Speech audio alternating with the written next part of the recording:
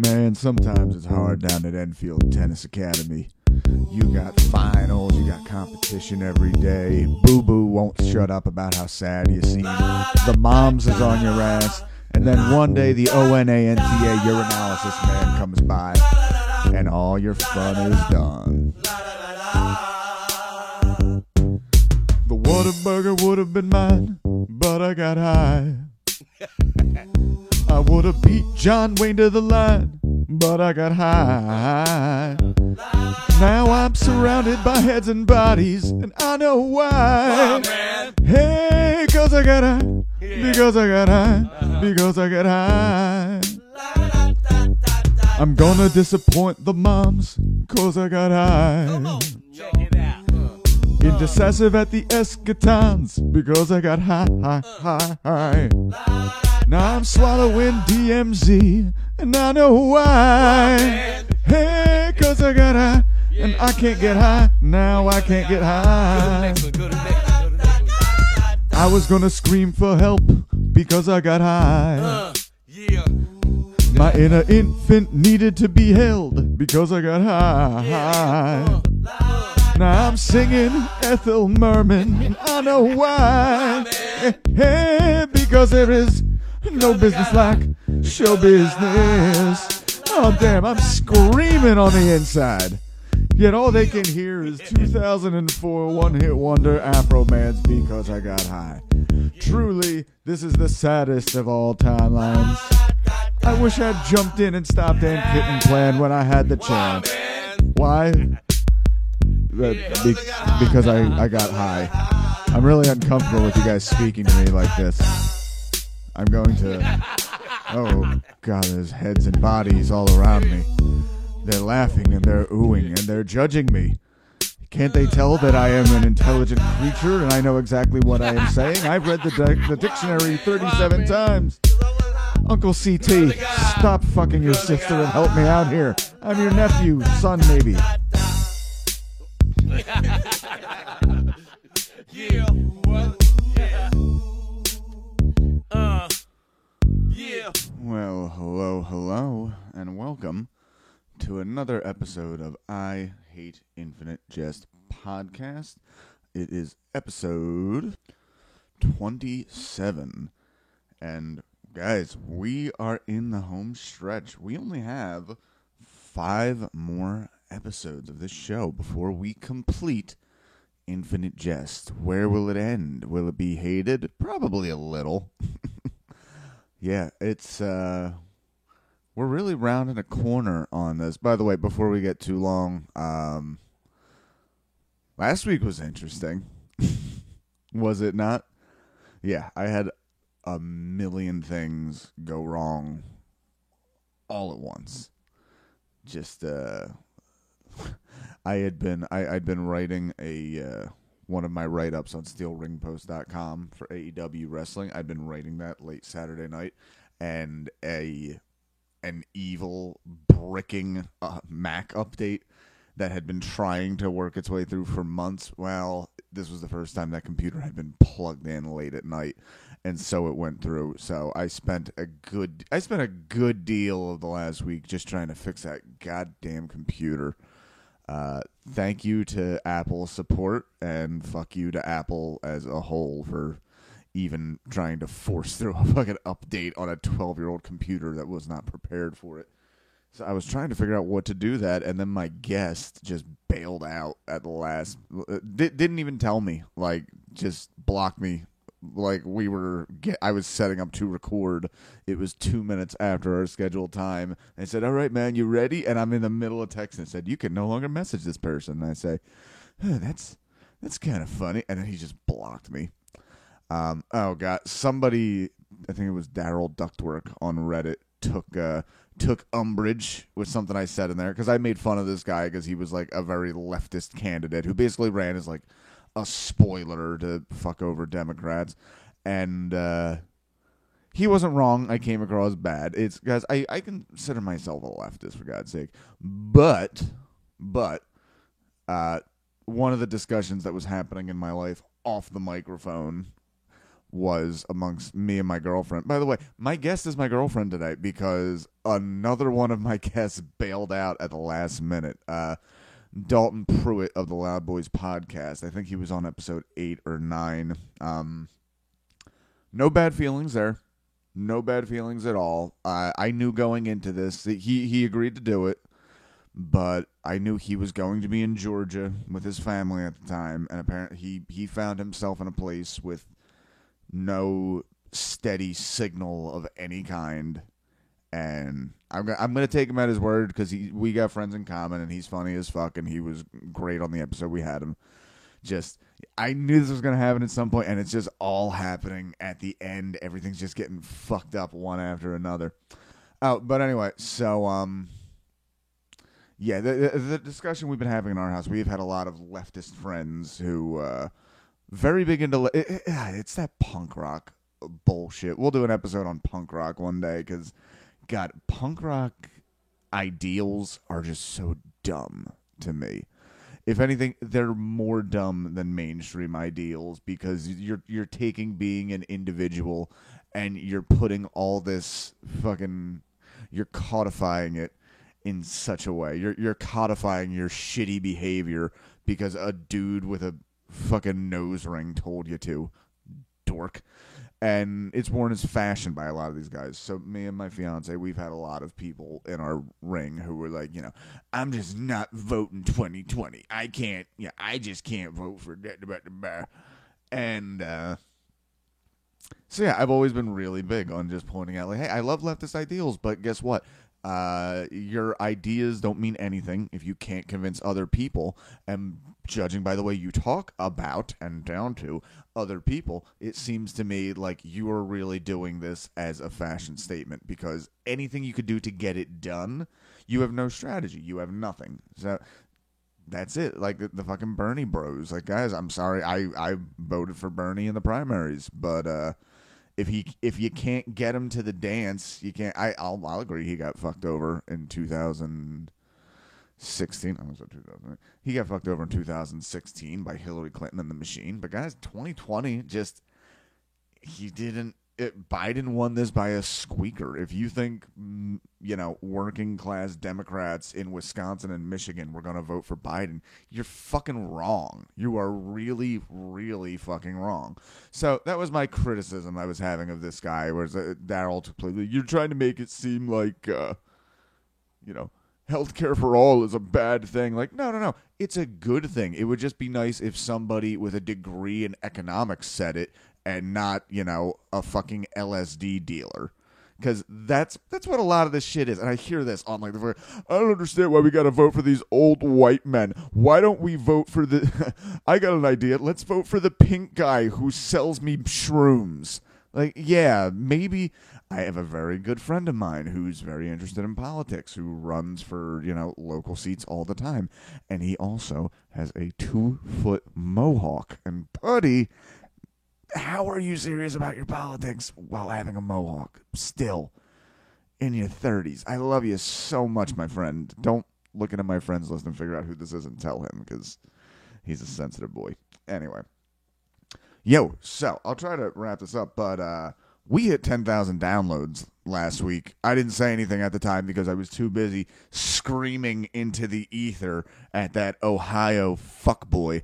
But yeah, we hit 10,000 downloads, and I cannot thank you guys enough for continuing to listen to this. I don't want to say beyond my wildest dreams, because my wildest dreams, I'm being chased by Bigfoot and I'm wearing a dress. But it's still... I've done a podcast before. Shout out again to Magical Misery Tour if you want to go back and check it out. It's still up. But it is hard to get an audience. It is very hard, especially a show like this where I'm just shitting on something that people love. Not entirely. Obviously, I'm coming around to it. But, yeah, 10,000 downloads is nothing to sneeze at. Considering we've been on the air, 6 months, and we only have 20-some episodes? That's huge. That's a big goddamn deal. And I owe it to you guys for giving me a chance, for sticking around. Thank you so much for that. So, this is the pseudo big announcement. We've talked before that we're going to be done Infinite Jest soon. And where do we go from there? A more established person might say, let's just leave it where it is and go somewhere else. But Libsyn charges you by the podcast that you have on their server. So I'd rather keep it going under something else, especially since I finally have momentum for the first time as a podcaster. So we will be continuing. I won't tell you the name of the podcast because I don't have it trademarked yet. But we're going to continue. I am going to put it up to you guys. It's not going to be an open one. I have multiple ideas. We're going to expand the podcast into more being critical of well-beloved art and controversial art. And you know what? I might even do a few episodes just on this is shit I love. Deal with it. Sunglasses emoji. But so what's going to happen is that on December 20th, we're going to finish up Infinite Jest. I believe we'll probably record a wrap-up episode where we go through some of the theories and reflect on who we are and where we've been and the journey we've come across along the way. I might take a week or so off after that to enjoy the new year, but I probably won't. After that, we're going to do a buffer episode where we shit on Napoleon Dynamite, which has always been connected to this because, God damn it, do I not like that movie. And I'm wondering if I'll like it now that it's probably not too likely that this movie that I didn't like when I was 17, and I liked plenty of dumb shit when I was 17, I don't think literally double my life later I'm going to somehow come around to the whimsy of voting for Pedro. But after that, we're going to go into one of two books, and it's up to you guys. I'm going to set up a poll on my Twitter or something. Better yet, you could just fucking write me at Jesse Dram. I am at Jesse Dram on Reddit now, too. I figured it was time to get rid of Diamond Joe Quim. Not trying to be dirty, y'all. Just ran out of characters. And try to streamline everything. I would turn my YouTube back to Jesse Dram, but it's just I don't want to re-upload everything. And, yeah. So I'll get around to that one day. So as of right now, Twitter, Reddit, Facebook, Instagram, all Jesse Dram. And I need you guys to send me a message whether after Infinite Jest you guys want to read through Slaughterhouse 5 or The Crying of Lot 49. Now, Slaughterhouse 5, I love Kurt Vonnegut. I'm fine with that.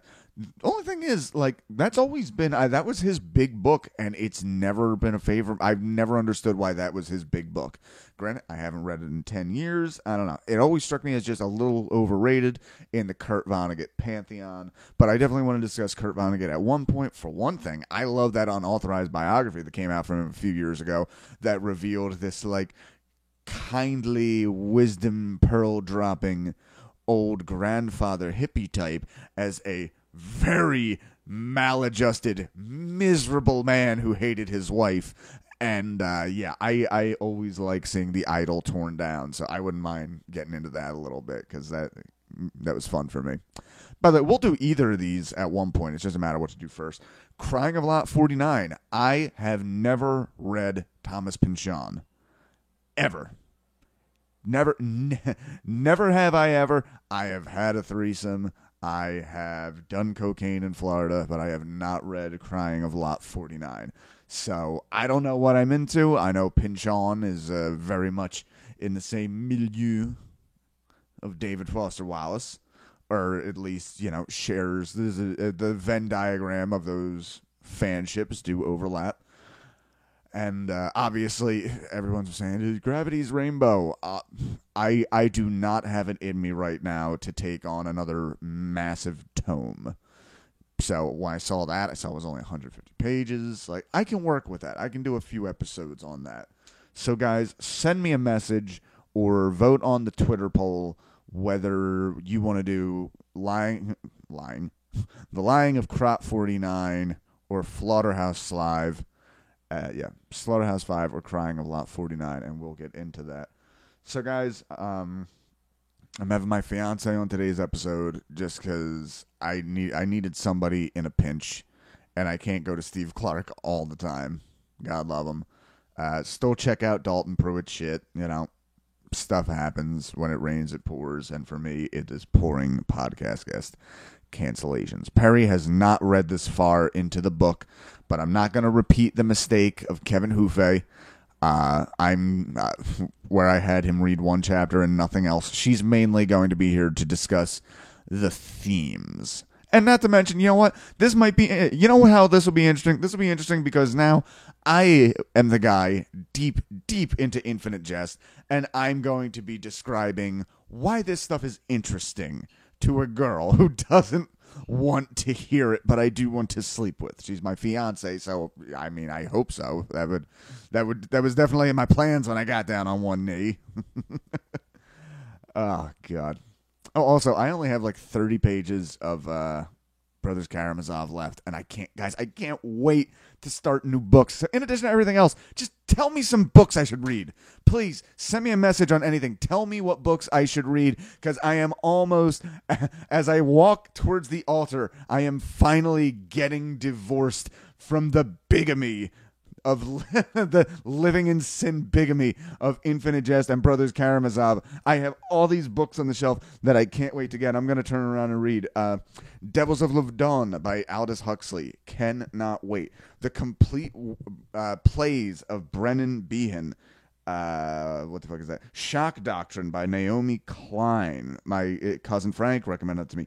Earth Abides. I forgot I had Earth Abides.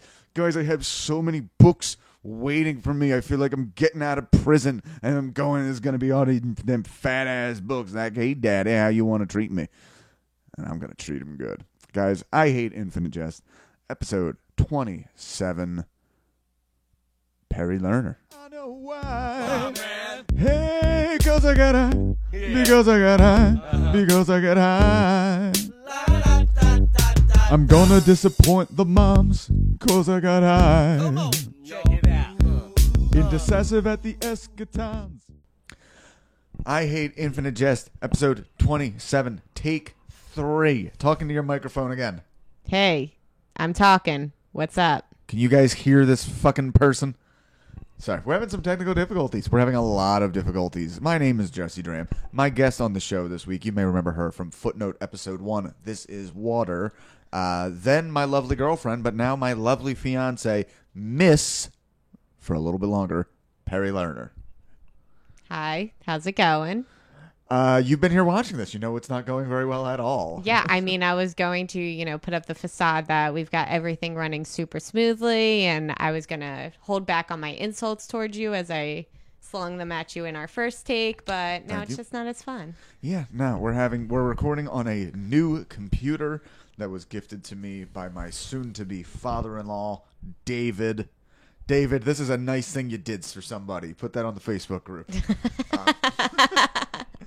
Yeah, so we're having some technical difficulties. Again, my guest, Dalton Pruitt, had to bail at the last minute because he is stuck in rural Georgia with no internet connection. Rural juror. Rural Georgia. They flew blue. I still can't believe that shit. That's crazy. Yeah. So I'm a little nervous about this episode. The last time we did one with somebody who had not read the full book, it became our least popular episode. Kevin Houffet, who just got engaged yesterday. Oh, congratulations. Congratulations, Kevin Houffet, on the worst episode and your engagement. Well, hopefully your listeners like me a little more, but if not, that's okay too. If my listeners don't like you, they can fuck the fucking off. Aw, that's my future That's my husband. That's my woman. You better like her, respect her literary opinions. Excuse me, your woman? Yes. Do you not remember what I said when I got down on one knee? Perry, will you or will you not be my bitch? For all time. Oh my God. No, I do not remember that. So you haven't read this book. You haven't read this chapter. So we're going to try this episode a little differently, and yet not all that strange to the DFW universe, because what this is going to be is I am going to be a man reading David Foster Wallace at a woman and asking her opinion and whether she likes it or not. But we're going to have a discussion just based on the themes and deal with it from there. Perry, do you have anything to promote? Listening to I Hate Infinite Jest on Monday. No, no, I haven't. What are you reading right now? Let's talk about that. So I am in the middle of 4 books, I think. I'm reading Mythology by Edith Hamilton, which I just have been reading on and off for the past couple months. I'm reading Frankenstein, Catch and Kill by Ronan Farrow, and In the Dream House, which is disturbing. What's In the Dream House about? It's about a woman who was in a Already uninterested. Sorry. a woman who was in an abusive relationship with another woman, and it's just written very interesting prose. It's worth checking out, and it sheds light on the abuses that the LGBTQ community can face within their own relationships. It's very interesting. But yeah, that's pretty much the lineup of books I'm reading at this point. Oh, and How to Be Anti-Racist, of course. That's right. That's who's the author of that? Ibram X. Kendi. Okay, I think it might be him. It might be somebody else. But I remember when we went to see Cousin Frank, episode 6. It's him. It is him. That book, yeah. Cousin Frank has a 2-year-old son. And I'd love to say his hilarious. Let's just say his name is Fabrizio because it's not far off. But I noticed he had on the table he had a little book, and it's called something the anti-racist baby. Mm-hmm. Which, you know what? It's a cute concept, but at the same exact time, I looked at that. I thought like, oh wow, that's a really good idea. And why Democrats lose so many elections. I could just imagine anybody, even a little bit conservative, looking at, Tlaib, the anti-racist baby, and just going like, oh, well, I'm voting red forever and ever. Well, I think it's good to start them young and start teaching racism and... I was taught racism at a young age. Yeah, you were. In the pro. Yeah. No, but I think there's something to be said about, they say that, especially black children don't have the benefit of not knowing racism. So why should white children have that? It's true. I remember one of the saddest videos I ever saw was just like a mother recording her daughter, I'll just say it anyway, daughter of color. That's what my stupid brain was going to say. But, okay. But was recording her in her like car seat crying after getting picked up from school. And she said, what did she say, baby? She said that she doesn't want to play with me because she doesn't like black people. The mom said, yep. Sorry, honey. That's the world. It's the saddest fucking thing. Horrible.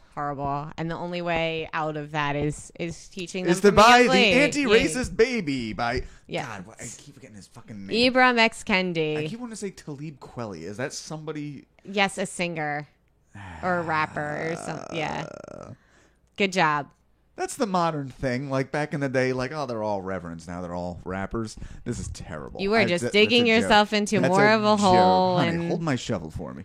Oh, I will dig for you. There you go. All right. So let's try this fucking weird experiment as I explain this book at you. Sure. Excuse me. I just had breakfast. 774. The page is 808. We only got 5 more episodes. I already said that in the intro. Anyway. Kate Gompert has relapsed. Again, Kate Gompert is a girl who's been in rehab for drugs. Terrible last name. Gompert? Do you know a Gompert? No. Okay. It is still a bad one. Yeah.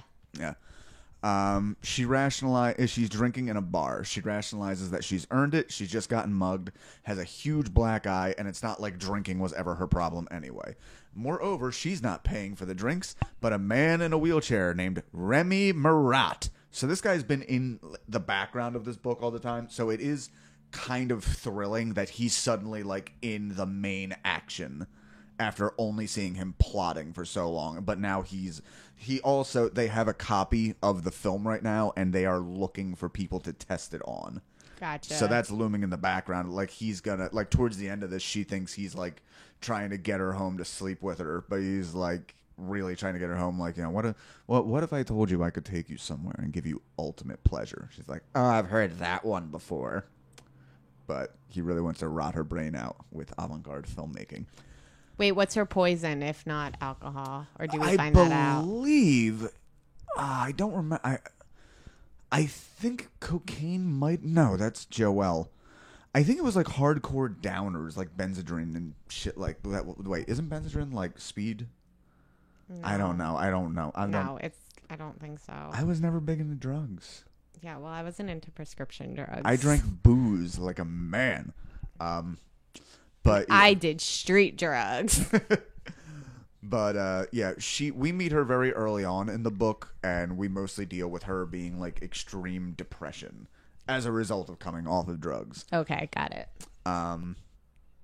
Marat tells Kate a story that he was very depressed after he had his whole spy thing is he says he's from Switzerland instead of Quebec. So after losing his legs in Switzerland, quote unquote, he's also been tormented by the pain of his people, that his nation has been plundered and intimidated by neighboring nations. One day, after drunkenly rolling to the top of a hill, he sees a woman wearing a steel helmet about to be hit by a truck. Without thinking, he throws his brakes, rolls down the hill, and shoves her out of the way in the nick of time. In the process, he knocks her helmet off, revealing she has no skull, and the helmet was the only thing holding her eyes in place and her airways open. There's a lot of like toxic deformities happening in this era. He takes her to a local hospital for the deformed. There he finds she has many more problems. Digestive, decay of circulation. He also finds she wandered away from a state invalid house when he found her. When Remy saw her helpless and threw his brakes was the first time he had stopped feeling bad and thinking about himself, and threw his pain towards helping someone else. He tried to leave her at the hospital, but hearing all her ailments could not leave her behind. He agreed with Kate that there could be no love without passion, but now he had found a new kind of love. Duty. To fight knowing you will not ever win. Quote, pain rolled me backwards to this woman, my wife. Kate, initially thinking she was going to hear a sweet story about meeting his wife, is growing more disgusted by the minute. This doesn't help with the fact that he approached her saying, you remind me of my wife, ... who doesn't have a skull. And this is that dude. This is that dude who Okay. saved his wife. They're in a bar and they're talking. Remy needed this woman to choose over himself. Kate says this isn't love, you were chained to her. Remy and his wife Gertrude were both rolled down the aisle, and it was the happiest day of his life. She has been in a vegetative coma for over a year now, and the doctors say a Jarvik artificial heart is her only hope of survival. This is why he is going to betray his country for her to receive treatment in the U.S. Remy says he may be chained to her, but the chains are his choice, and though he wants to help his country, his love for Gertrude was the only thing that made his work for his country possible in the first place. Most people are wrong, finding only love in something they cannot choose. He says that Kate chooses to feel good, leading to the ultimate of love, not choosing. Kate calls him an asshole, shit puddle, Swiss head. You go, girl.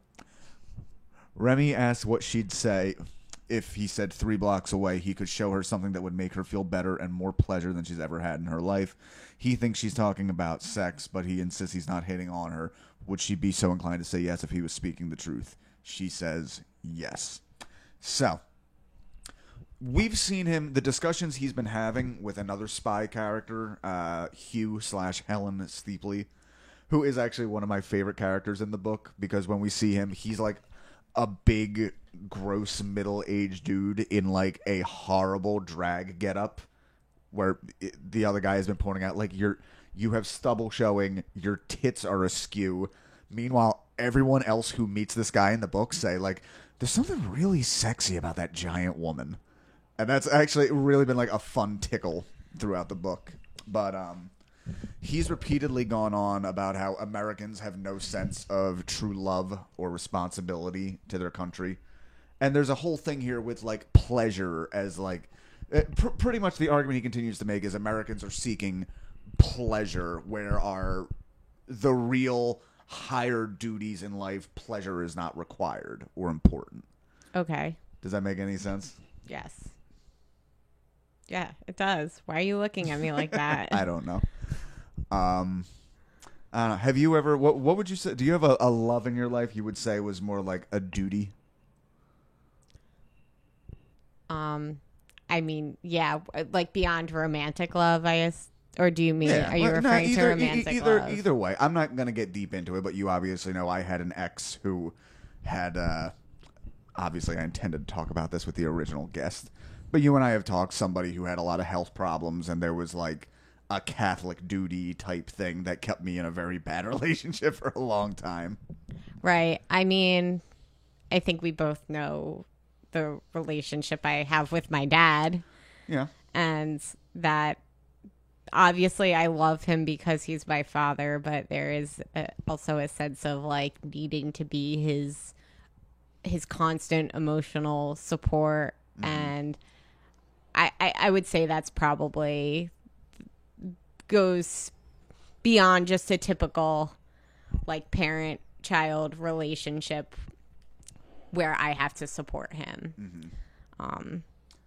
Let's block him from this episode because he might listen. I'll make sure he is. I'll make sure it's one of those things where like share with every. You know when you can do that on. You're not big on Facebook. When you can do on Facebook where you can put like, who do you want to share this with? Do you want it public? Do you want it friends only? And then you can literally pick every person I know except for this one fucking guy. Yeah. I've done that before with posts where it's just like, I just don't want my mom to see this and think anything of it. So. Well, and I haven't been in that many like serious romantic relationships. So to me, that's just the first relationship that comes to mind that feels a little, that drains me a bit. And I feel like if he weren't my dad, I probably wouldn't deal with that the same way. And I've had friends in the past that I've had the same issues with that I just feel like it's out of a sense of duty, but they're not in my life anymore. Yeah, well, you and I have talked about that, how I had a very close friend up until, like, God, recently. Strangely enough, I was very close to this person, but then our relationship started falling apart so quickly that when you actually met him, you thought he was like just my roommate and not something I've been friends with for a decade. Right. And that was somebody that like, I don't want to make it seem so bad, but like, you know, I had to drop an afternoon once to take him to like a suicide crisis center because he was doing weird shit. And even though I'm glad I helped him, in like retrospect, it's kind of like, you know, motherfucker, I look after you when you were ready to fucking hang yourself, and now you can't text me back because you're right. That's gonna be a weird conversation one day.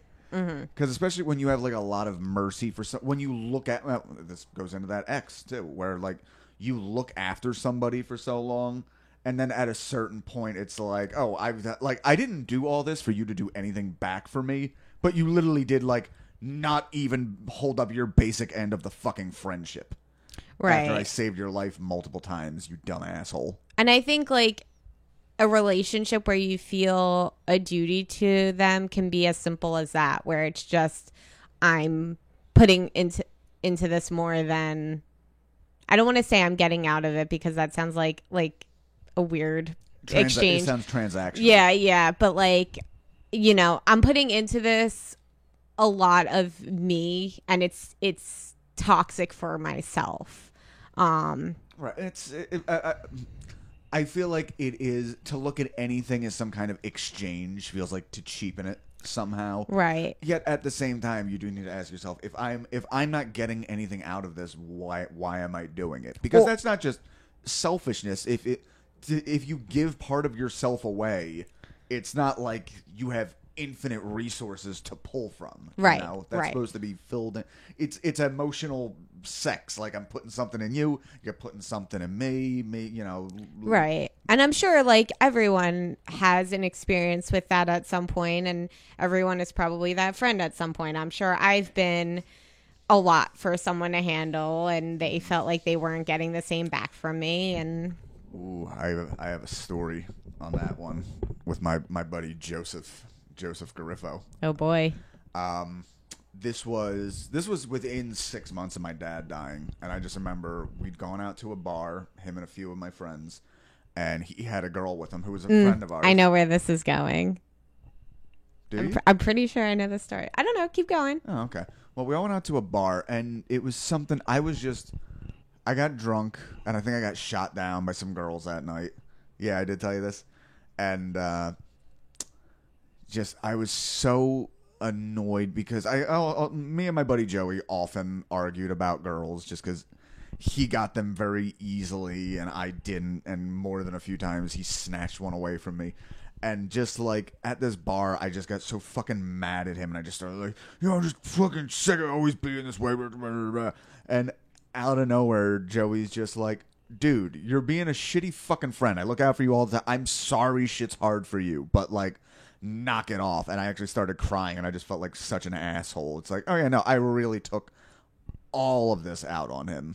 And it had nothing to do with him and everything to do with me. Yeah. Well, we all have different points in our lives where we need to rely on someone more than they need us. And I mean, that's a good friendship where you could do that. But at the same time, like, you're not always aware of when you're being too much. Yes. Yes. Okay. So we can jump ahead to the next spot. Say we're only 18 minutes in. This is going fine. I left out a great line there.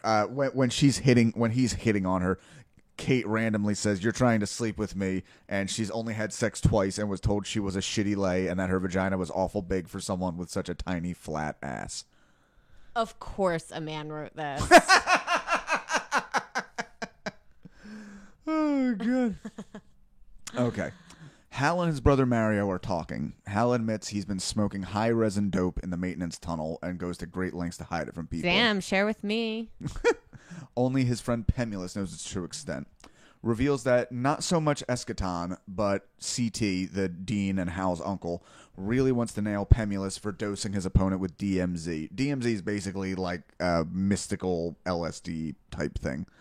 That everyone knew. It makes people really docile. Like, think LSD if it was developed by the military to, like, pretty much, like, poison the enemy's water supply. Not that it kills them, but it makes them so, like, peaceful and tranquil. They're like, why are we even fighting, man? You know? Gotcha. Can't they just leave it there? Like, no. And then they could just stop fighting? There's that. That That's the obvious solution to me. How about we all take it and stop like, why do we even have war, man? The urinalysis guy is using every test in their power to nail Pemulus. We were told last episode or so that Pemulus pulled something to get the test postponed, and here we get the details.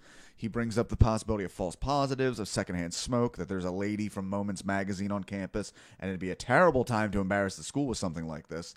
So basically, Pemulus is trying to get them, like, just give us 30 days, just give us 30 days. However, his personal drugs are the stuff that's out of your system. The 30 days is for his buddy Hal. So they're all in trouble together, but only one of them is really getting the hammer thrown at him. Okay. But Hal's going to get snapped up in this too. And Hal is like the son of the founder. His mother is still like the president of the entire place. So pretty much he gets ensnared. It fucks up everything for the whole school. Got it. Hal isn't the one they want, but because they brought in federal drug testers, they'd have no choice but to expel Hal.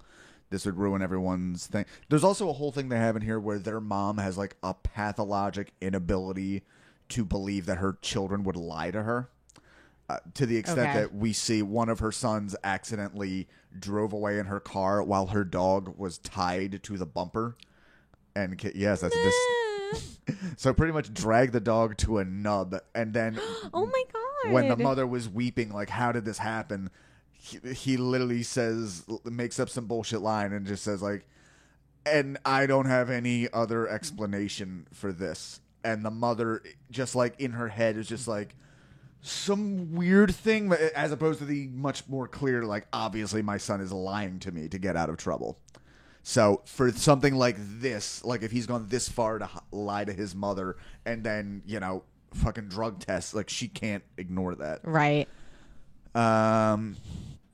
So now he has this high pressure end of the series. Like he has a big tournament, the Whataburger tournament coming, and finals, and all these stressful life events that he's gotten high to endure in the first place that he'll now have to do stone sober in the throes of withdrawal. He gets pissed at his brother, telling him to act like a fucking human for once, because there's this thing in this family where they tend to have two different conversations at the same time. Okay. And his brother's just like, I think you're doing it okay. There's a fun little line in here where he's trying to figure out, like, you can't use the urine and Visine bottles because the man will be right there looking at your penises. And Trevor and Pemulus's penises. Like, he's a simple kid.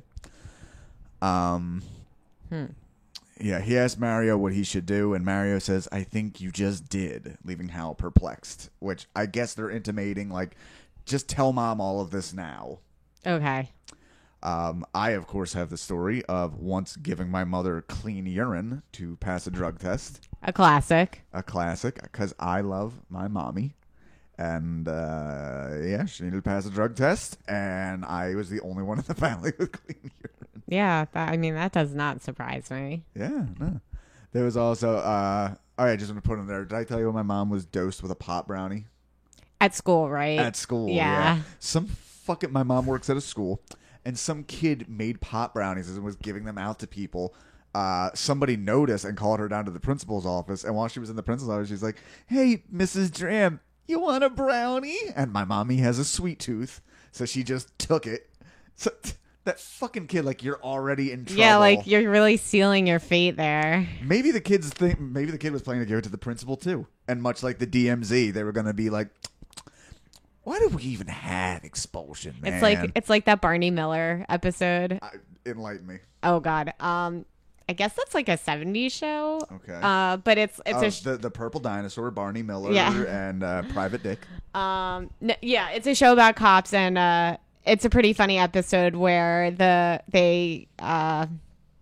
they confiscate pot brownies from someone. I don't remember the whole premise, but then they all end up eating the pot brownies, not realizing they're pot brownies. So they spend the entire episode high, and they're like these very, like, you know, they're cops, so they're like very uppity, and it's pretty hilarious. I'll try to find it for you. I can't wait to watch that. It's a good one. So I'll also, we already mentioned my buddy Joey, but his dad was a very hard-nosed Philly cop, which was pretty great because he would get drunk and just yell at us about how we were like pussies, basically. Like, Wait, that's funny. Does he know Joey's such a well, that's what we're gonna get into. Oh. Well, no, his dad was in. He would always tell the story. His dad was in the sex crimes division. So, and there was a story he told, like, yeah, I was in there with some. It wasn't a lady, but he was dressed like a lady, and she said, "You got to make out with me first to prove you're not a cop." So I had to make out with her before I arrested her. And Oh God, I think I've heard this story too. but the other one, he's long past now. Rest in peace, Mr. Griffo. But, like, within the last 4 years of his life, he knew his son was... he also just yelled at us for being soft kids. Like, I remember I was your age. I went to the police academy. Guess what? If you were there with me, you would have washed the fuck out. I started on a Monday. By Friday, I was leaning out of my car with a shotgun blasting at somebody. Which, when you look back at Philly cops at that time and Mayor Frank Rizzo and the MOVE bombings, not a great look. But in, like, the last few years of his life, finally just one day he went to his son, like, all right, Joey, let's try some of this pot shit. Oh, that's awesome. And he got his dad really high, and there are photos of him just dancing. Oh, my God. Just, like, grabbing his wife, like, put down a cocktail and dance with me, Patty. Joe, you're fucked up. I know, but it feels good. And that was the only time he smoked weed. Oh, my God, that's so funny. Well, at least he enjoyed it, and at least he got high. Exactly. Because, you know, a lot of times people don't even get high. Everyone should get high at some point. Agreed. All right, footnote 321. We see Pemulus, Hal's friend, fully alert and highly functional. He's attempting to teach Hal trigonometry. Hal is telling him that he's having DMZ dreams. Hal dreamed he was the soldier. So when we first hear about DMZ, we hear about the soldier they tested it on who, like, went mad and his brain just drifted away. So it's more than just acid. Like, this ruins people. Mm-hmm. To the extent that, like, the stash that Michael Pemulus found was, like, an old stash from the set. It would be like finding Quaaludes if Quaaludes, like, made your brain rot into happiness. Which arguably does. Yeah. In the dream and the story, the soldier was singing Ethel Merman's No Business Like Show Business. In Hal's dream, he is that soldier screaming for help. Yet no matter how much he screams, Ethel Merman is the only thing that comes out. This goes into very early in the book where, like, he feels like the very beginning of the book is chronologically the end of the book. And he's in a room and, like, pretty much dissociating. And to him, he's having, like, lucid conversation. But to everyone else, he's just making, like, these horrible, like, animal-type sounds. So there's this whole thing of not being understood, which is, bless you. Thank you. It annoys me here. Pemulus dismisses this at a standard nobody misunderstands me dream, which is what I said about the beginning of this book. Like, oh, so super fucking smart, but the world can't understand and get around it. And at the time, people were like, no, it makes sense in the context of the book. And it does make sense in the context of the book, but at the same time, it is whiny, like, the world can't appreciate my greatness. They don't understand that I'm a genius. Yeah, white men have that problem a lot, huh? White men do have, you know what white man has that problem? Guess what? You can't see in a non-visual medium. What has two thumbs and you're listening to in a non-visual medium? This guy. I remember my girlfriend's stepdad did that joke when I was like 15. He's like, who has two thumbs and loves blowjobs? This guy. I'm like, yeah, I'm 15 and I'm trying to fuck your daughter. You probably shouldn't tell me that. You fucked someone before we were together? Just You fucking kidding me? Just a couple. I mean, I know you were unspoilt by the touch of man when I bought you from your father. Wow, none of these sentences are even close to the truth. You saw my dad the day that you proposed to me, and you didn't say a fucking word to him. I did. Part of me, I was very considered, like, maybe I should tell him. And then the other one's like, all right, thanks for the... Wasn't he giving us, like, food or something? I think he was giving us weed. Yeah, that's right. Thanks for the weed, old man. I'm gonna go propose to your daughter. None of your business. Bye. and then he texted us and said, "Thank you for making my birthday." Like, yes, that's what I did. As I was looking down at that ring, all I was thinking was like, man, David's gonna have the best fucking day because of this. Even though it was my birthday the next day, it's all about his birthday. That's right. Hal says the dream filled him with a crushing loneliness to be so terrified and so misunderstood. According to old research by one of their friends, Pemulus says that its original intent of DMZ, it won't turn up in a drug test, and its original intent was to induce transcendence in alcoholics. He also says he should take some DMZ to take the edge off while going without marijuana. Says marijuana would make him fat and lazy. He's seen it a dozen times. And I have a note here that, yeah, I've seen it too much. Marijuana is way too romanticized. What do you think of that? That marijuana is way too romanticized? Yes. Just because it gets to the point, like, if you have a bad reaction, like, well, you just haven't found the right strain. Everybody has a right strain. Also, it cures cancer. I mean, I don't think it's romanticized. I think the cancer thing is not true. It helps alleviate the... I'm feeding right into this, aren't I? Yes, you are. It helps alleviate the effects of chemo. I would say alcohol is romanticized far more than weed. Look, I didn't ask you to give a perfectly good counter argument to what I was saying. I wanted to bash them goddamn leftists, like I said before, in their wacky tobacco. But no, you are right. I have said since, if there's two people I blame for really romanticizing bad behavior when I was young. One would be Metallica, who they came around on it because, you know, they got clean. I was waiting for people you knew personally. No. Okay. I wouldn't hang out with dopers. Are you kidding me? No. One would definitely be Metallica because they were very much the hard rock and party band, but then they cleaned it up. But they did make that like, yeah, I'm going to drink a lot of Jägermeister because I don't fucking know any better and I want to be like my heroes. The other one, though, I will say this, fuck Dennis Leary for trying to make cigarettes cool. Like, legitimately, fuck Dennis Leary. He stole every good joke he ever had from Bill Hicks, which is why as soon as Bill Hicks died, Dennis Leary stopped doing stand-up. But he had he was that initial, like, we're gonna smoke it because it's fucking cool and awesome and we're badass. Like, that fucking edgelord white guy 90s shit. Mm-hmm. I don't know. Who do you think has been a terrible role model to you?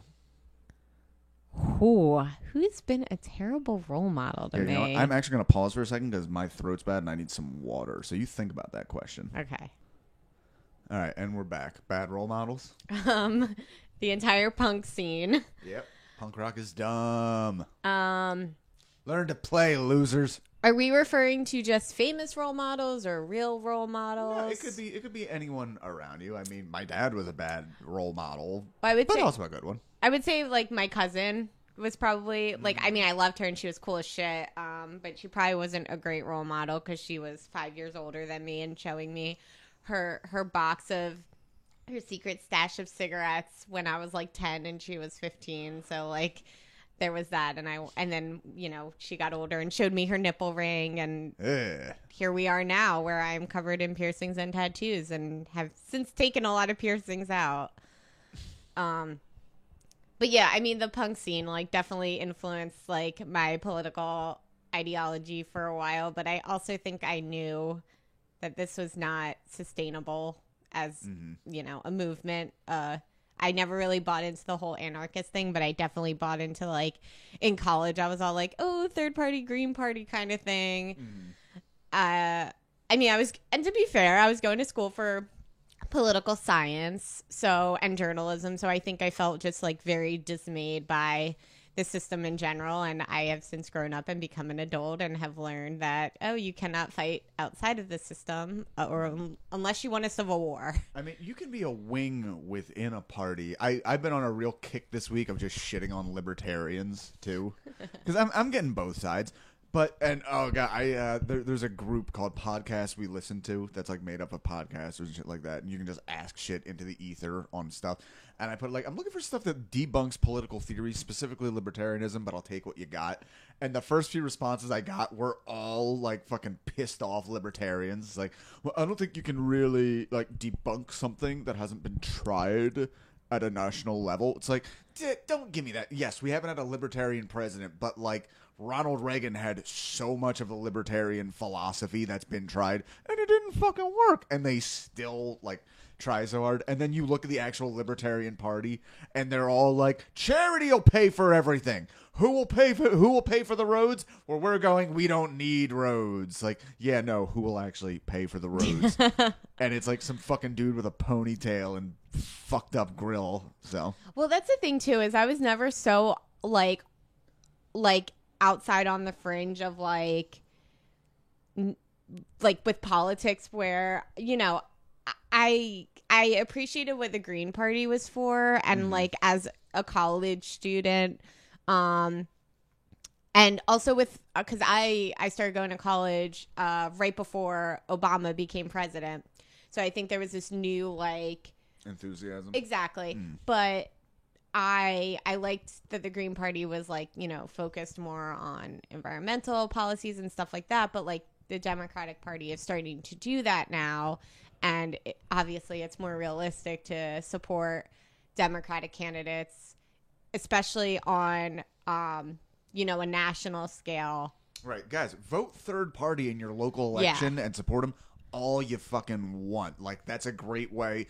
This is a lot of, in the beginning, I apologize to a listener who thought I was being anti-leftist because I was shitting on the guest who bailed on me last week.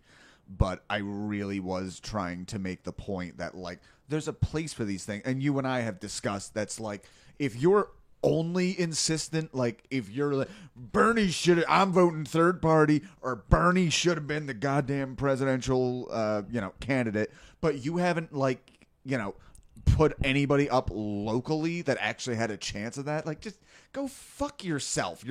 You are playing in a sandbox of your own making, and grown people are talking, you know? Not to mention, there's a reason that a lot of these big progressives like AOC and Ilhan Omar, there's a reason they're running under the Democratic ticket, right? And it's because that is the way to make yourself known in national politics. Like, you are not going to get there being a third party.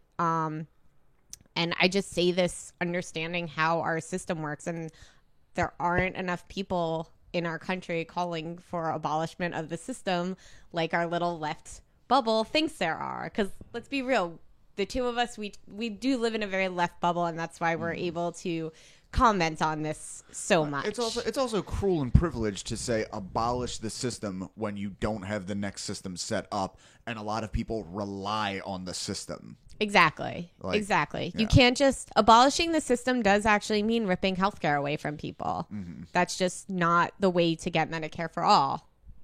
There we go. All right. Fuck libertarians. Fuck the Green Party. Continue. So the basic gist here is that Hal is freaking out. How am I going to get by in this month without anything?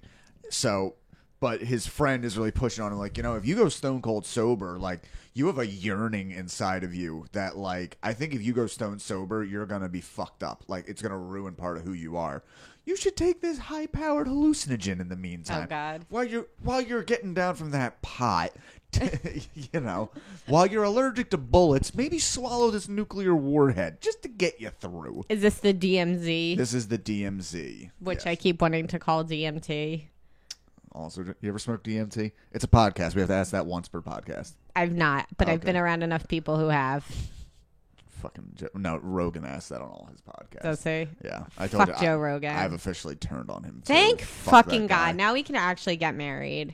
I was never a huge. I know, fan, I but, know. So Johnette has worked the rehab and night shifts 5 nights straight. In Johnette. John, I think it's her It's her first name. I don't know. Doesn't matter. She's I unimportant. can't with these names. It's 8:30 a.m. and someone knocks on the front door. It must be a stranger because everyone knows the door is unlocked at 8 a.m. Despite expecting police who have been hanging around after the Gately Lens Canuck parking lot fracas, she instead finds a young guy her own age in the whitest Nike high top she's ever seen. As he steps in for a bit, his hair settles, having been held stiff in the cold. Johnette has multiple class anxiety thoughts around a fit, tattooless, knight's teeth boy.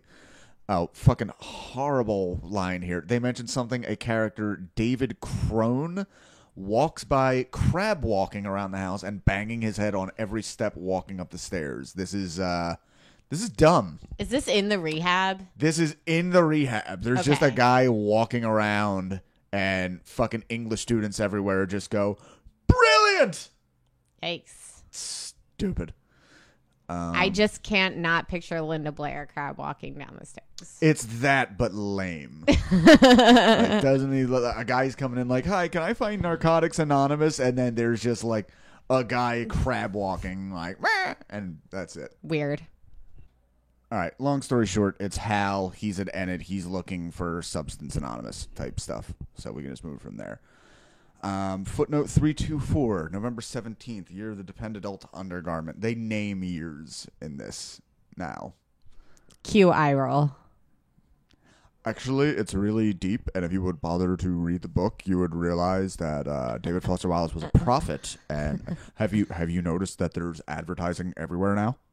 David Foster Wallace predicted it. Yep. I'm sure he's the only one. A martyr of the modern age. November 17th, YDAU. There are certain times of the day when the boys' locker room is empty, and one can go in there and take it all in. Meticulously lit, dripping of faucets, the janitor may be napping on a bench that he says does wonders for his spine. Pemulus is down there preparing to play against Freer later in the day, who's also there, along with a weeping, half-naked Postlethwaite who is bent over the bench near naked. He keeps saying nothing's true. It seems there was some arrangement he had with his dad that if he did such and such and achieved such and such, he'd take him to such and such, probably Disney World, and he's having a meltdown because his dad is backing out. Meh. Wait, can I interject for a second? What's a Postlethwaite? Postlethwaite is a character. He is a... I thought it, the He way is a you young boy. worded it, I thought it was like a creature. I really can't imagine anything we can add to this because it's not really interesting, so I'm just trying to... Gotcha. pummel through I it. just want to make sure. Yeah. So Pemulus, again, this is Hal's friend, wandered in on Hal's mother, like the president of the place, and one of the older boy students in a compromising situation. Ooh. Yeah. So that's also part of the way that he got the urinalysis postponed. He has dirt on her. Gotcha. So pretty much him and his opponent are both fucking with this young kid and telling him, like, dude, get over it. Your dad lies to you. That's what you do. Oh, yeah. So the kid who got caught with Hal's mom was looking for something in Pemulus's room. He's the guy who has all the drugs. Well, he found something and took it and then proceeded to hop on the school radio and have a meltdown. So it seems he got into the DMZ. and he doesn't take anything. So Okay. yeah. Fuck, that actually comes up later. Stice. Oh yeah, okay. They come in. Penuless talks Postlewaite down that he's not looking at something insignificant. It's a big deal to realize your parents are not to be trusted. He tries to express this via mathematics that I personally don't understand, but overall, quote, never trust the father you can't see. I remember a moment with my stepdad where we got in a screaming argument because he maintained that AD, as in BC AD, stood for before Christ and after death. And then I pointed out, like, well, what were the years when Christ was alive? That doesn't make sense. AD stands for Anno Domini, Year of the Lord. And my stepdad said, shut your fucking mouth. You don't know everything. And I was 10. And I realized, oh, my stepdad's an idiot. And he was the first adult. I was like, oh, I'm smarter than an adult. Yep, I remember that one too, and I'm kind of feeling like, have you seen that 70s Show episode where Don and Eric realize they know all their stories? This feels like that. Oh. Oh, no. Granted, like, your listeners don't know these stories, but... Dalton Pruitt, you ruined my future marriage. She's realizing now she's heard all my stories already. Fuck. Sorry. Anyway, we now have Rodney Tyne interrogating Molly Notkin. So this is where we get all the information on the actual film of Infinite Jest. In the film, because this is the friend of the actress who was in it. Okay. She says her friend Joelle, her role is she plays some type of maternal version of death, sitting naked, pregnant, her face either veiled or blanked out by a hypnotic color pattern. She explains to the viewer into a very specific camera lens that death is always a female and the female is always maternal. The woman who... Sorry. I'm talking about Art Woman, if you can wait a second. Then you can weigh in on how great it is or is. The woman who kills you is always your next life's mother. She may or may not be holding a knife. The pregnancy was a special effect. Ironically, in relation to the director's suicide, Joelle's mother had also committed suicide several months before the director, also in the kitchen, also with a kitchen appliance, in her case, a garbage disposal. The camera was made with a specific ludicrous lens that the camera laid on the floor, with the death mother leaning over and talking down to it, explaining down that this life cycle is why mothers are so overly loving and attentive to their children. They're apologizing for a murder neither of you remember. Do you have something to add? I mean, this sounds like Freud. Freud, who has since been debunked for a lot of his theories. Such as the theory that a cigar is just a cigar. It is never a cigar. He just, does... It was a kazoo all along. Oh, I have not heard one thing I like about the women characters in his book. All right, listen. On the plus side, everybody's a monster. I will give you that. Okay. Everybody is a dumb, grunting beast. Except for Mario, who looks like a dumb, grunting beast, but is nice. All right. Notkin says that Joelle had never been a lover of the director, that he suffered impotence, though she was enmeshed sexually with his son, whom Notkin never met, and Joelle was sure to never speak ill of. Joelle was not present for the director's suicide or funeral, as her passport had expired, and she was not there for his will reading, despite being a beneficiary. Never spoken to Notkin anything of where a cartridge might be. They're all looking for the cartridge, which is like the VHS, the DVD, whatever. It's been hinted that it's been buried with the director. Gotcha. It's under the cabin. Yes. At the notion that it could be she laughs at the notion it could be lethal or anything else than a cry from a man who'd been close with his own mother at the end of his existential rope. If anything, he probably destroyed the master as he'd done with the previous ones. He attempted to make this film a few times. She mentions he was buried in Quebec and specifically interred, not cremated.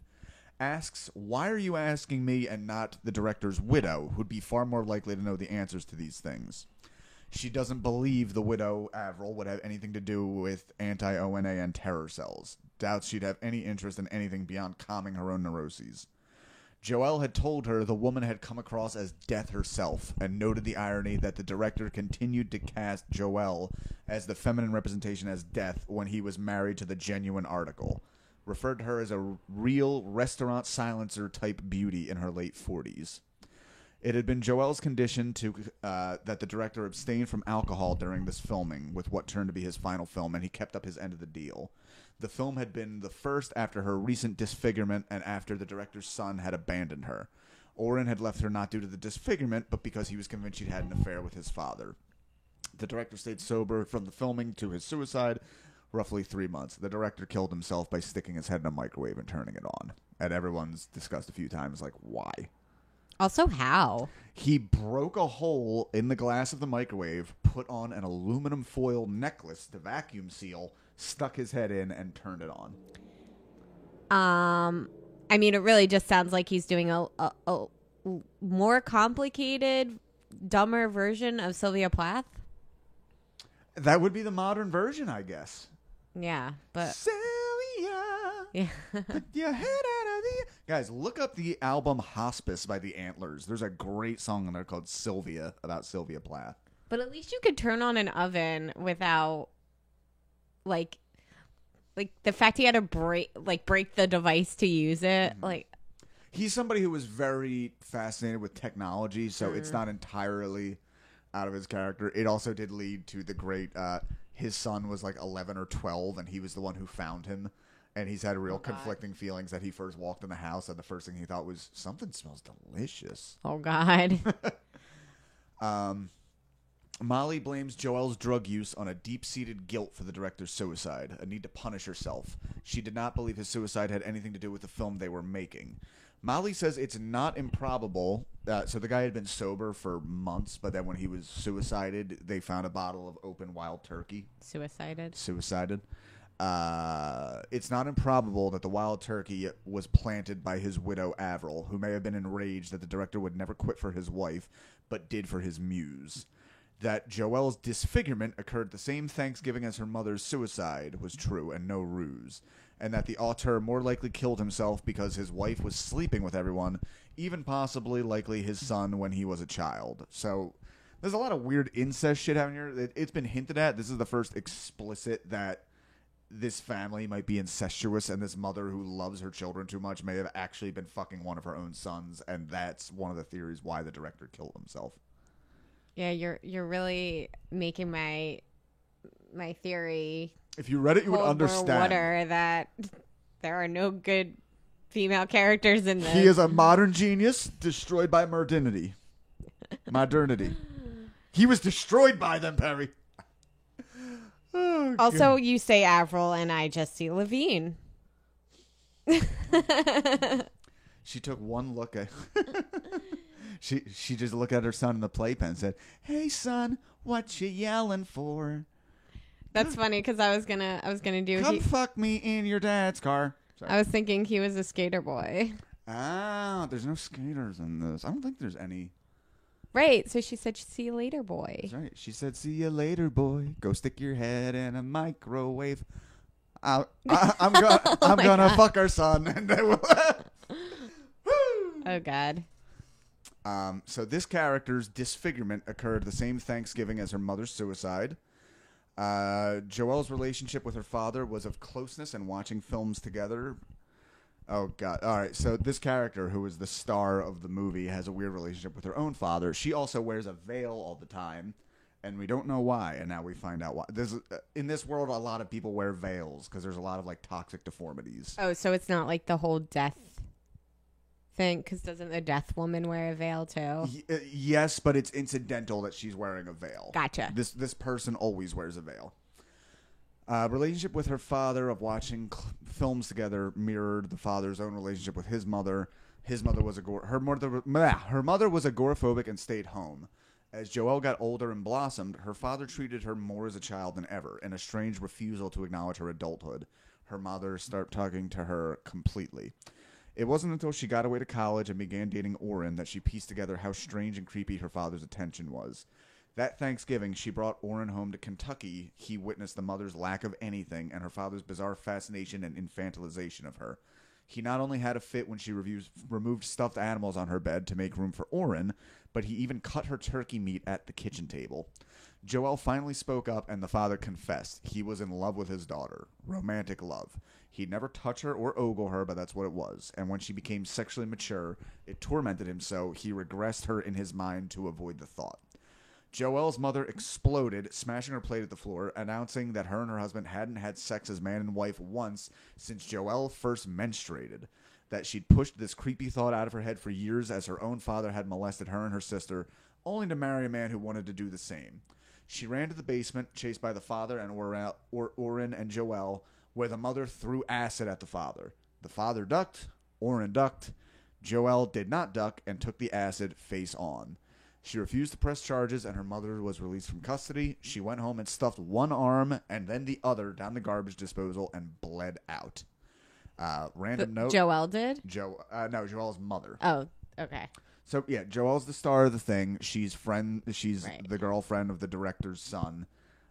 And her own parents her father's Right. weirdly obsessed with her. And then when it's revealed that it's because he's in love with her, her mother throws acid at him, misses. Right. No, I got disfigures all her that. daughter. So yeah, what do you think of all that?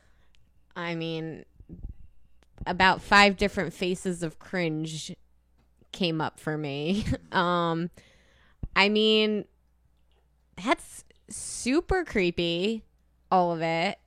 I'm wondering, like, what, not having read all of this, like, what do you think the end game is for this? The end game is there's a lot of sins of the father all over this book.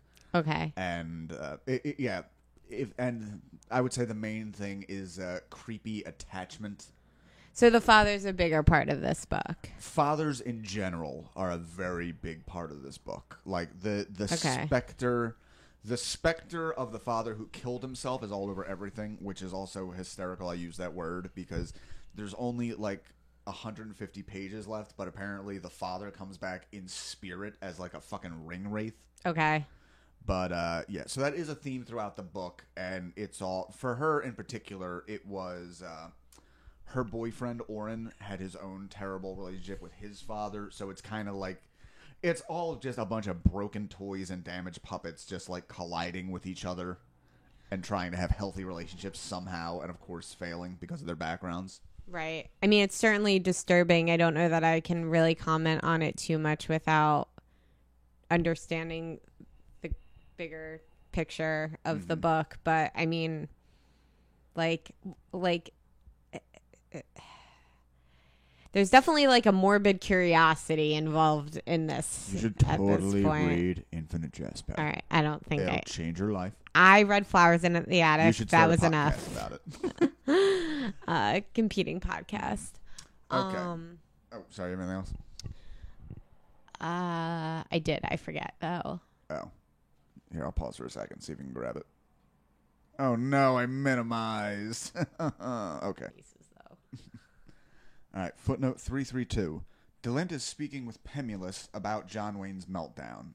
DeLint is one of, like, the authority figures there. John So- Wayne. Yeah, there's a thing in there. Okay. Yeah. It makes sense. It's dumb, but it's explained. So yeah, Wayne, while going through Pemulus' things, had taken some drugs and lost it. Trolsch is a character who's like so bad at tennis that he's pretty much just preparing for a broadcasting career. So he runs like the school thing, whatever. Well, Wayne comes in freaking out and just shoved his ass out of the seat and started ranting. Nobody intervened. They noticed this was so un-Wayne, as he was very typically reserved, but he was speaking as if Trolsch were his only audience. DeLint seems to think Pemulus is full of shit, and he is. It seems Wayne got into the DMZ. Wayne asked Trolsch to role play with him as a girl, and Wayne as CT, one of the deans. Wayne proceeded to do an impression of CT and then give his unflattering opinions of everyone at Enfield. Said of they are uniquely Canadian, non-serious complaints. Said of James Incandenza, he was so full of himself he could have shit limbs. That young Hal is addicted to anything that can fit in his mouth. Pemulus tries to squirm out of this, saying he demands to see Avril before this continues. Tex Watson laughs and says, Yeah. That's, of course, one of the Manson murderers. The dean said to tell you she sends her regards. He doubles down the threat only for Nwangi to respond. She told us you may feel free to yell whatever you like from the hilltop at whatever institution you end up at. He can finish the term if he likes or head out now. Either way, he's done. Pemulus takes a beat and asks, so how does this affect my slot in the Whataburger tournaments? To the laughs of everyone. So he's basically fucked. Like, he's fucked up so much that even the blackmail he has are just like, dude, you fucked up. No one's going to believe you. Fuck off. You're done. So as you're reading this, I will say for some reason I'm getting very like strong Jonathan Franzen vibes. Oh. And please elaborate. well, I feel like a lot of, I mean, and granted it's been years since I've read Jonathan Franzen, but I feel like a lot of his themes are centered around like what's the word I'm looking, Jesus, I can't even think of the word. Like family issues, but like okay. I can't think of whatever, that word is just escaping me right now. Are you thinking of Family Ties starring Michael Yes. J. Fox as Alex P. Keaton? That's actually what I was thinking. No, but Billy Shakespeare wrote a whole... Wait, what was the line that leads to the Michael J. Fox was Alex P. Keaton. It was on the boardwalk where we were meeting. Like, I know that's not the line. Yeah, I think I don't remember. Go listen to LFO, everybody. Did you know... I don't know if people follow up on this. The boy band LFO. Do you know 2/3 of LFO are fucking dead now? Light, funky ones, indeed. Yeah, it's horrible. But anyway, so Jonathan Franzen, there's a lot of... Which, hey, you know what? It's kind of... Guys, I talk about how David Foster Wallace and this book is new metal all the time. I'm wrong. Infinite Jest is LFO. Because if anything about this book, it's people who fell in love with the girl on TV. And clearly DMZ is Shooby Doo Wop and Scooby Snacks. He met a fly girl in a veil and he can't relax. And now he's stuck looking her at a screen forever. Guys, LFO were prophets of the modern age, destroyed by modernity, much like David Foster Wallace himself. Go listen to LFO. I am so delighted with myself for that. My dear, continue. Should I keep on this Jonathan Franzen? Or you could just talk about LFO. No, talk about Jonathan. No, there's a lot of like weird family dynamics within it, and like a lot of inappropriate relationships and attachments, and yeah, there's just like a lot of weird shit in it, and I just like, I don't know. Like I said, it's been well over a decade since I've read any of it, but it just has that same like cringy like family like being a little too close to each other and being a little too sexual, and that's like prevalent throughout at least all of the books of his I've read. Okay. But it's definitely, yeah, I have to wonder if there was like some sort of influence there. Well, they were friends with each other, actually, Franzen and David Foster Wallace. Well, there you go. That's why I didn't add anything there, but yeah. Okay. Might be worthwhile doing a book of his for the podcast too. I'd be down for that. I know he's a little. I won't out who, because I don't know who likes Jonathan Franzen, but there was somebody I had on the podcast recently who flat out said like, "Oh yeah, Franzen's a fucking joke. We make fun of him all the time." So not 100% respected. I will say though, having read a couple of pages of Infinite Jest, maybe about 100 or so, it's a lot easier. They're a lot easier to read. Oh, Franzen? Yeah. Okay. I don't know. I honestly would not be opposed to like if I gave you like only read these pages of Infinite Jest. Like I think I could actually like set up like how Topher Grace did like 1 3-hour cut of the 3 Star Wars prequels, and apparently it's great. I accept there's a book somewhere in there that I would enjoy reading, or at least like. Yeah, like wouldn't be as abhorrent. There you go. All right, let's wrap this up with our last section. Hal is on his way to his first Narcotics Anonymous meeting. He is planning on using the fake name Mike. Pause. The word I was thinking, dysfunctional. Dysfunctional Dysfunctional family. Families. I knew I'd get there. I'm sorry. Continue. I had to get that Didn't out. LFO have a song called Dis-Funk-Channel? I think we all know that you're the LFO fangirl in this household, so you would know better than me. Iggy the Rabbit is all about the light funky ones. That's where I learned this shit. Because if anybody knows about hippin' and hoppin', it's a literal bunny rabbit. That's true. Iggy is the logo. Guys, look at your phone right now, and if you take a look at that little bunny there chomping down on Infinite Jest, that's my buddy Iggy. He's such a good boy, and I love him, and he's going to live forever. That's right. Page 795. At the Narcotics Anonymous meeting, he finds a strange building devoid of humans, finally finds a meeting already underway. 9 or 10 males, all bearded, all the men are holding stuffed bears. He listens to a man named Kevin express his inner infant, as all the other men assure him he is being heard. This is nothing like Hal anticipated. He's jolted by the revelation that Kevin is reliving his childhood trauma of both parents being killed in an accident and feeling all alone in the world. Hal suddenly realizes, holy shit, this is Kevin Bain, brother of Marlon Bain, Oren's former doubles partner and best friend, who spent a lot of time around the family. Hal looks for an exit as he realizes this is no NA meeting. It's a men getting in touch with their feelings meeting. Kevin repeats out loud, "Please, mommy and daddy, come and love me, please," while weeping. So I have a confession here.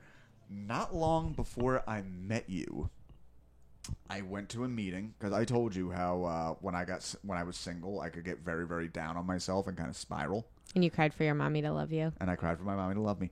I had looked up this concept that was children of adult children.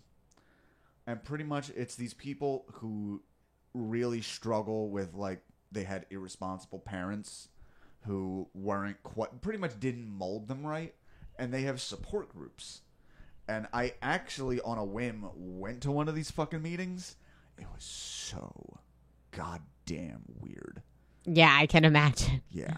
And I had one guy's number in my phone for a while. He's like, "Oh, just keep coming back, buddy." Like, I don't know if this place is for me, but this is wild. Yeah, I think we both had different experiences of irresponsible, or not even irresponsible, but just like it was very specifically like the child of adult alcoholics.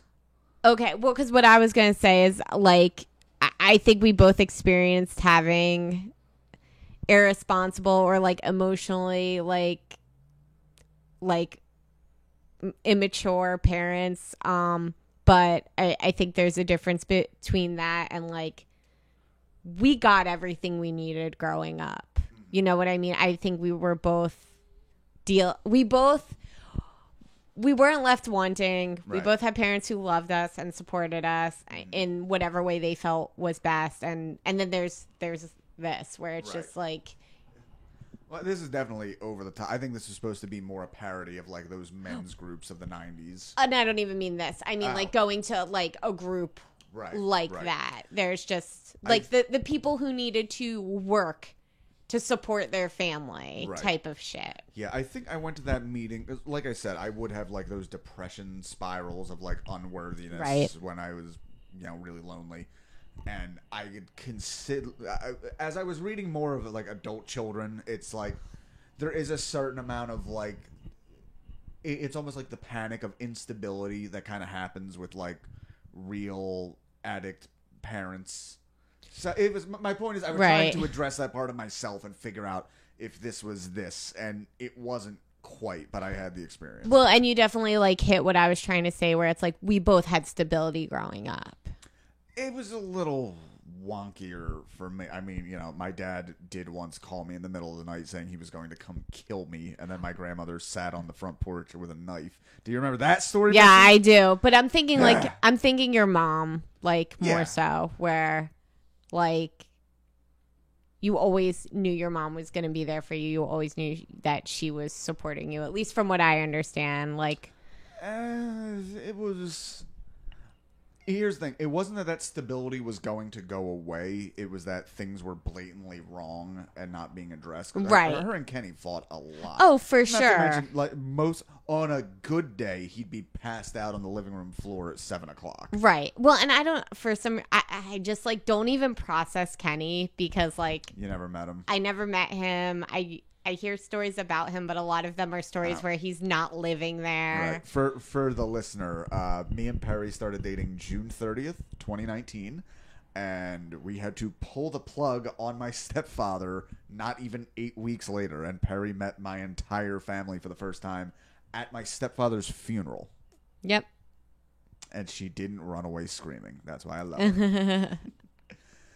All right, let's wrap this up. Hal wants to tell the man that he'd had the opposite of this experience and nothing but love and hugs and kisses, and it ain't the miracle cure you think it is. So not only did they not have, like, they were distant from their father, but their mother was, like, overwhelming with love to, like, an insane, to the extent Like that she, too much. like, to the extent that she sounds like she molested the one son. But Is that the same mother? it's the same mother, different son. Oh, geez. Yeah, this is the youngest son talking. Okay. But yeah, like, had a pathological, like, give an example. My friend, who I'm going to go see later, his father had a very weird relationship. Had, like, a silent mother who, like, never talked, never said anything. But when he died, the grandmother was long dead. They found journals that this mother had. She would pretty much write down, like, every coming and going her son had, like, what he ate for breakfast. And he's an adult at this point. Weird. And it's like a weird... Wait, this is, the journals are about him?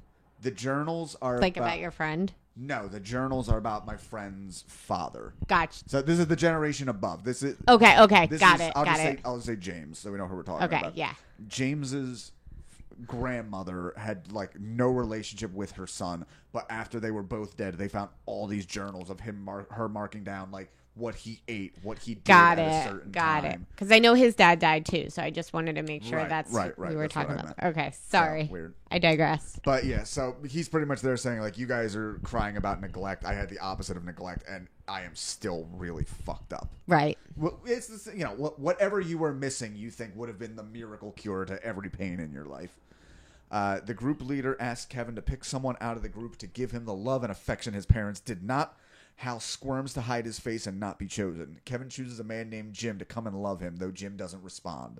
Kevin decides he needs to be proactive and go over and ask Jim to meet his inner infant's emotional needs. He drops to all fours and crawls, bare in hand, to Jim, past Hal, begging to be loved and have his needs met. And that's the end of our section. All right. That's very cartoony. That's a big thing that got me through this book is realizing, like, this is not supposed to be serious. This is supposed to look ridiculous. A bald, bearded man crawling along the floor with a bear in his hand, telling another man to please cosplay as my father and love me and let me sit on your knee, Daddy. Ew. Also, like, infants can't talk. Yeah. Really not an attention to detail there. I mean, you could say children and get the same effect. I guess they are children. Not you, but Yeah, their inner the fact that infant they is said the term infant. they use. Yeah, exactly. So, Perry, after listening and to me explain Infinite Jest to you, are you gonna read Infinite Jest? Probably not. That has been our episode for this week. Thank you, as always, to my lovely, lovely fiance. Mwah. Thank you. Mwah. Yeah, let's do it again. Pick it up on both mics. Mwah. I love you, baby. I love you too. Guys, seriously, keep looking out there. I was a miserable fuck, and I found what I was looking for. And all you have to do is not like Infinite Jest, and the love of your life will fall into your lap. It worked for me. There's still a chance for you. Perry, I love you. Guys, listen to LFO. That's episode 27. Bye.